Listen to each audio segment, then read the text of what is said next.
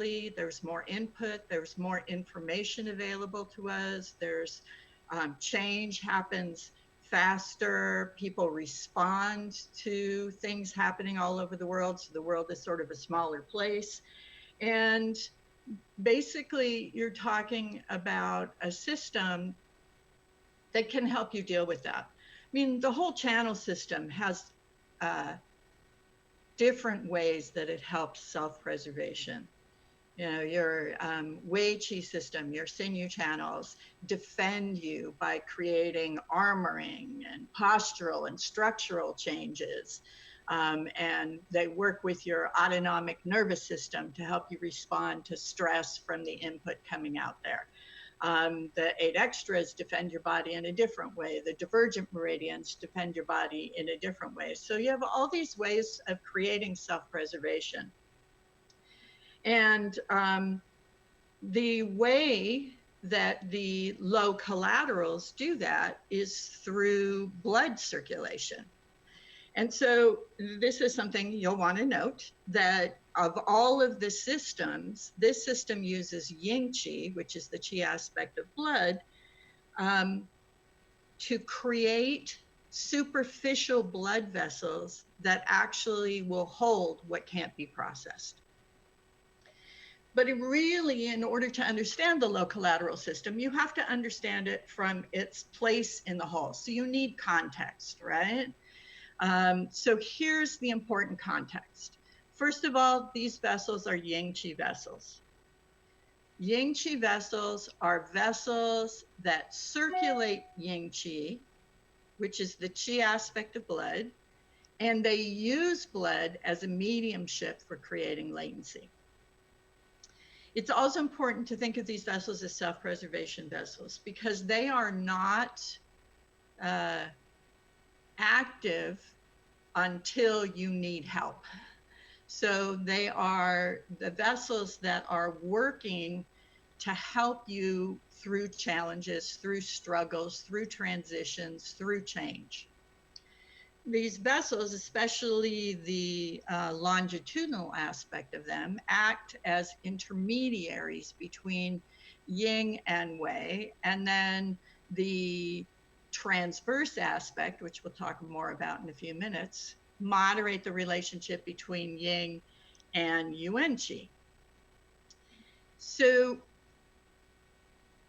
if we look at these in context of the whole system, the channel system that you're used to working with predominantly, that most acupuncturists work with, are the primary channels, right? So those are the 12 channels that are associated with the organs and their associated tissues and functions. So these are our go-to channels. These are the ones we spend all our time in school learning about. These are the ones that have the most correlation to standard and basic herbal theory, TCM diagnosis. It's very useful.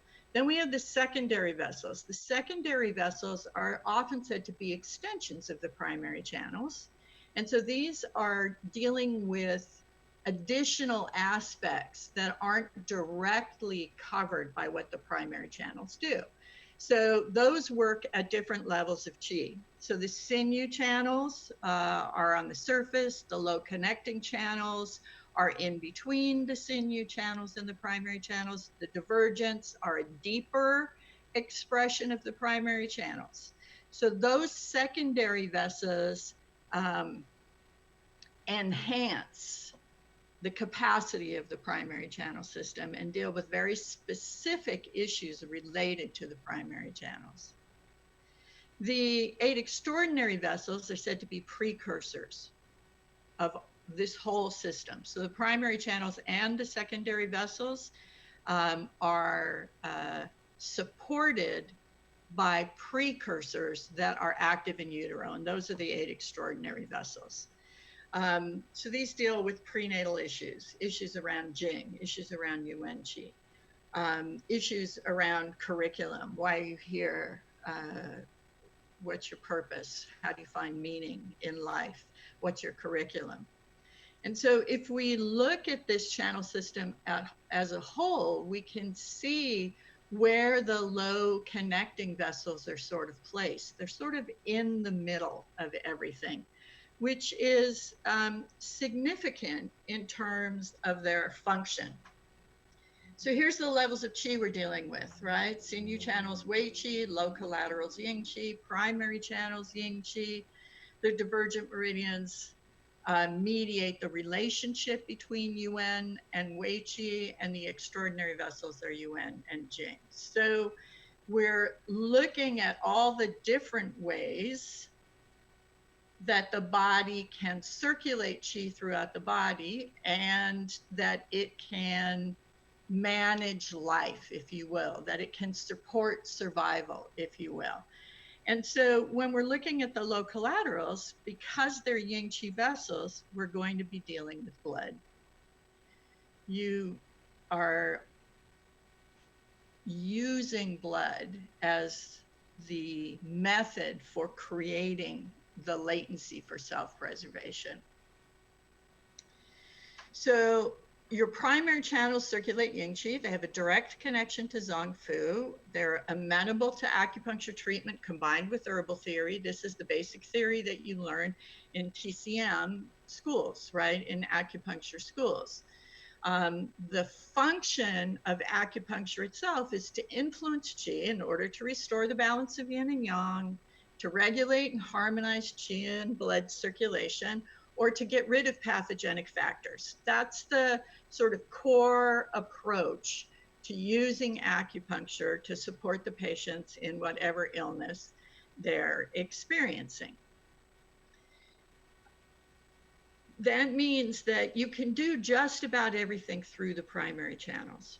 The problem is the primary channels are not always the most direct or effective way to influence circulation, or even to release pathogenic factors. And so even though they're useful, they're often not the most useful vessels. And so if we can come to understand how these different vessels circulate qi, circulate blood, function for survival or for self-preservation, then we can begin to choose more effective vessels for whatever it is we're trying to accomplish. So in order to understand the low-collaterals, you have to understand what Ying Qi is, right? So this is the nourishing Qi of the body. The reason it's nourishing is because it's the Qi that runs with blood, that provides the motive force for blood. So its capacity is to nourish organs and tissues through blood flow.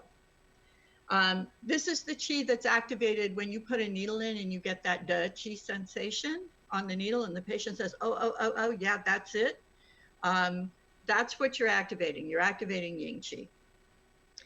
Because this Ying Qi has an affiliation or an association with blood, it's a qi that is very intimately linked to the emotional process, to digestion, and to lifestyle choices. How do we take care of ourselves? What decisions are we making to stay healthy? And because of this, this system is also very closely related to the primary channel system of the heart, pericardium, and spleen, because these two are also about emotions, digestions, lifestyle choices for self-care.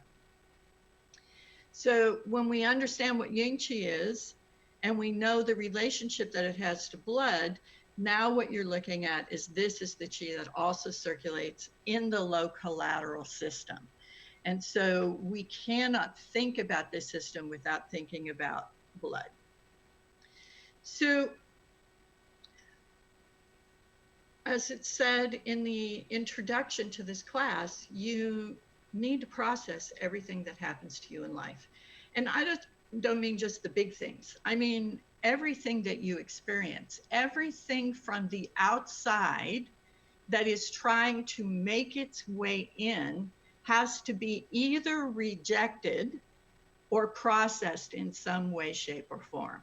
So if it gets past the gatekeeper, the Wei Qi gatekeeper from the outside, then it is something that you have to process and try to determine its value in terms of learning and growing. you can't grow unless you process experiences. You know, what is it they say about the definition of insanity is doing the same thing over and over again and expecting different results. This is an experience that says I'm not able to create context from what I'm experiencing. If I can create context from what I'm experiencing, then I can learn from that process and I can grow. And I can grow from a physical point of view, I can grow from an emotional point of view, I can grow from a mental or a spiritual perspective, but I have to be able to process. And one of the things that I see so dramatically in my clinic now is the people coming to see me are not able to process life. They're overwhelmed. They're overwhelmed physically, they're overwhelmed emotionally, they're overwhelmed mentally, they're overwhelmed in every way you could possibly imagine. So their ability to process is stuck. It's inadequate for good health. This ability to experience and learn from experience is also supported by the primary channel system, particularly through the pericardium, the heart, the spleen, and basically the circulation of qi and blood. So we have these two systems working together, the primary channel system, the Luo-collateral system, working together in order to help us get through life without going insane, without getting really sick, without dying from the overwhelm that life is today. So these things are very, very dependent on the movement of qi and blood. Circulation is essential for processing because when qi and blood are not circulating, it is impossible to process emotion. It is impossible to think clearly.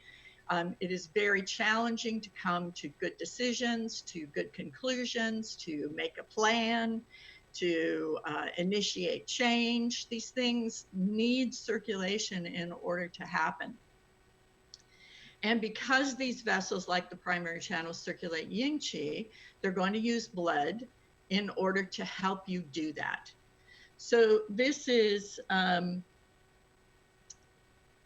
the important thing, the most important thing that you can know about the Luo-collateral system is that it creates self-preservation, the possibility or the potential for self-preservation by creating more blood vessels. So you will see in a patient who is struggling to process some evidence of impaired blood circulation or increased vascularization. And we'll go into that in more detail in a few minutes. So here's the thing that I find the most interesting. You have 12 primary channels. You have 6 confluences of the divergence that make up, are made up by pairs of yin and yang organs. So 12 vessels once again. You have 12 sinew channels. You have 8 extraordinary vessels. You have 16 Luo-collaterals. That says something, right? 16. Double the 8 extras, 4 more than any of the other systems. So there must be a need for this kind of self-preservation if we have so many opportunities for this. So we have 12 primaries. So you all know that each of the primary channels has a low point on it. That low point is the beginning point of a vessel that is functional in a number of different ways. You have a greater low of the spleen, which is spleen 21. So the spleen has its own low, it's spleen 4, but it also has a greater low. It has an additional low, it's spleen 21. There's a greater low of the stomach, which is Shu Li. This is the only point in the body that's unilateral. It's found only on the left side. We'll talk about location later. Then you have 2 constitutional lomi. So you have a lomi on the Ren channel and a lomi on the Du channel. So even the constitution has a way of creating self-preservation through blood flow. This is a lot of support for processing. It's a lot of support for self-preservation, if you will, staying sane, staying alive, staying healthy. So you have all those points listed. These are all familiar points for you. You're used to using them for one reason or another. But it's not often well understood that these low points are points that are sort of associated with two different kinds of lows. You have two different systems of lows. You have a transverse low and you have a longitudinal low.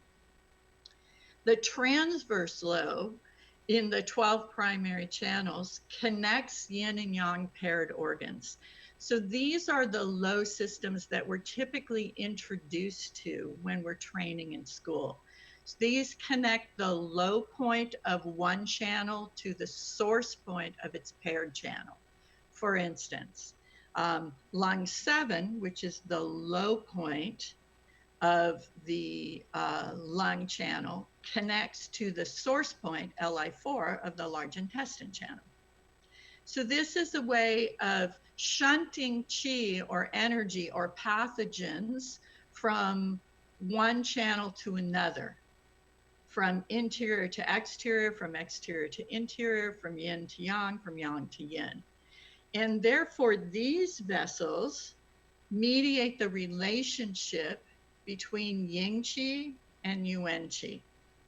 Their job is to make sure that there's a balance between the processing function of Ying Qi and the constitutional function of Yuan Qi.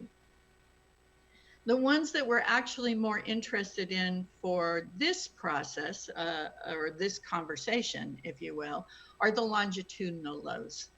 These longitudinal lows flow actually between the primary meridians and the sinew channels.